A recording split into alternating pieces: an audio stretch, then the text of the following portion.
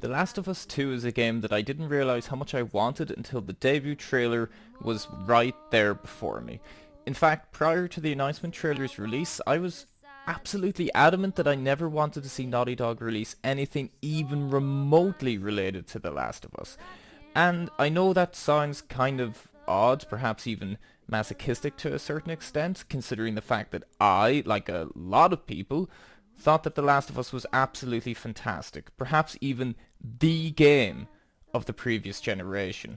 So, with that said, why in the fuck wouldn't I want a sequel? Why wouldn't I want clear-cut answers to what happened in the wake of the game's highly debated ending? Why wouldn't I want to once again navigate the decaying yet eerily beautiful world of The Last of Us? And more importantly, why did the debut trailer completely change my mind in a few short minutes? You really gonna go through with this?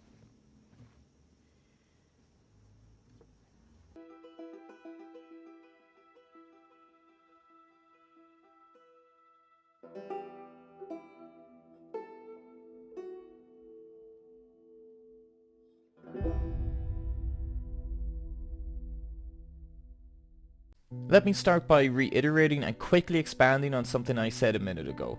I love The Last of Us. It was a damn good game. Putting aside the well-documented story of Joel and Ellie for a second, the gameplay was intuitive and greatly engaging, and every single fucking fight felt like a struggle to survive.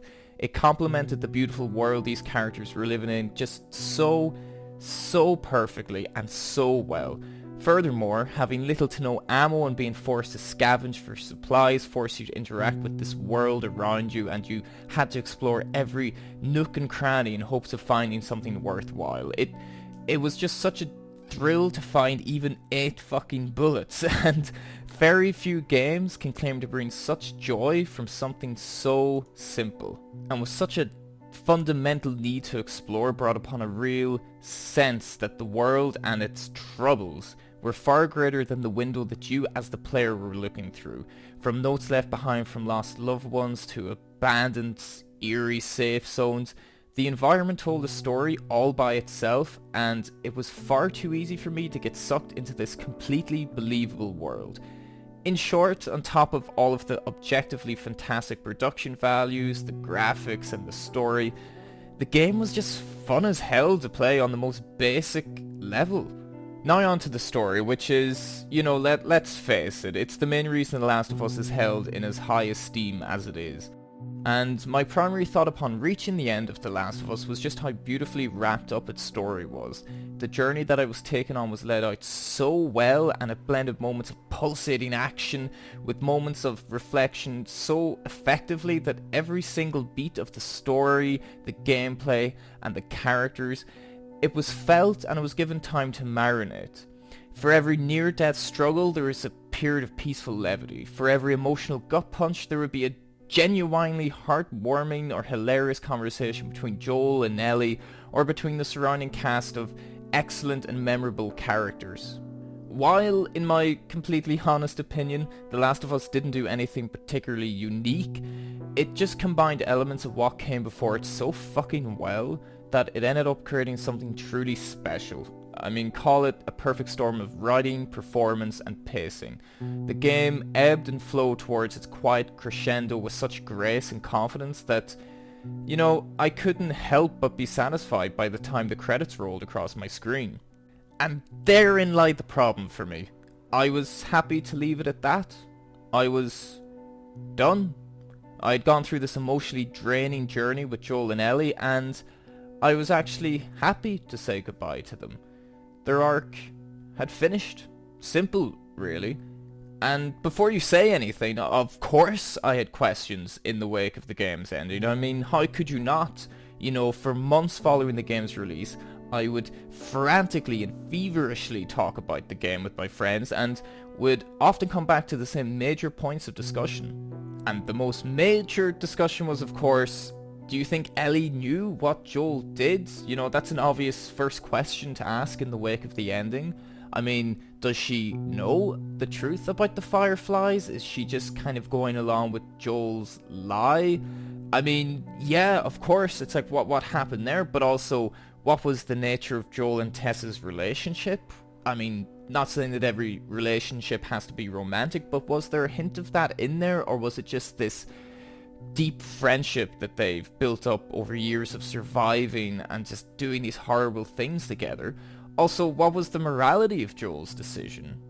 I mean, there was so much to, pick apart and dissect with that. And also, does Ellen Page have a point with the whole Ellie stole my face thing? Why is the multiplayer much better than it has any right to be? Does it count as one of the best survival horror games ever? Is it a survival horror game? And, of course, do you think there'll be a sequel? We had a lot of discussions, and that's where I would come into contention with my friends. When we would start discussing, do you think there will be a sequel? And furthermore, does it need a sequel? I mean, we're talking video games here. Sequels are almost inevitable when it comes to any commercially successful video game, let alone one when it combines commercial success with critical success. That shit is a golden nugget that you must rub in people's faces until the shine is gone. Video games, as they become more cinematic and lucrative over the years, have naturally started to follow in cinema's footsteps by pumping out sequel after sequel after sequel after sequel to already established franchises. And it's the way it is. It's like everything in this world. Even the most creative products and people are not always immune to the lure of money. But just hear me out here. I didn't want that from The Last of Us. A romantic part of me wanted The Last of Us to follow in the footsteps of some of the classic movies of yesteryear. Like a one and done kind of deal. Forever an island that not only went against convention of video games from a narrative and cinematic sense, but also against the norm of the industry as a whole. A golden cow whose milk was only tasted once, if you will. And I know that sounds really ridiculous, probably slightly pretentious, I'm aware of all of this. But for me, it would have been very, very cool if, like a classic novel or movie, its creators could go on to craft new worlds and new stories, all the while leaving behind a beautifully realized snippet into a world that will be forever surrounded in the mystery of what came before and after the tiny, delicious piece of cake that they provided you with. Nothing more, nothing less. This is the only window into this world you will see. And everything else, before and after, you need to fill in with your imagination. And I mean, how do you approach making a sequel to The Deer Hunter? Lost in Translation, One Flew Over the Cuckoo's Nest? Does even making a sequel remove the comforting thought that no one is incorrect in how they want to imagine Joel and Ellie living out the rest of their lives? I mean, I might want to picture Ellie knowing that Joel lied, but she just didn't care because he's all that she has. Whereas someone else might like to think that Ellie will be violent towards Joel, or that she doesn't know and that it's only Joel that has to shoulder the responsibility and the guilt from essentially dooming mankind, and he has to live with that for the rest of his life. And lastly, does making a sequel dilute or ruin the legacy of the original? I mean, I could ask questions about this for days, but for me, personally, I like the idea of never knowing for sure what happened next. It took balls to leave the story in such a cliffhanger. It wasn't a typical happy ending, and it was much more memorable because of it. It was morally ambiguous, and surely continuing the story would weaken the impact and take away all of that juicy mystique. This was my opinion for 4 years, and I stuck to it, and I contemplated and thought a lot about this game because I greatly enjoyed it and I felt connected to it.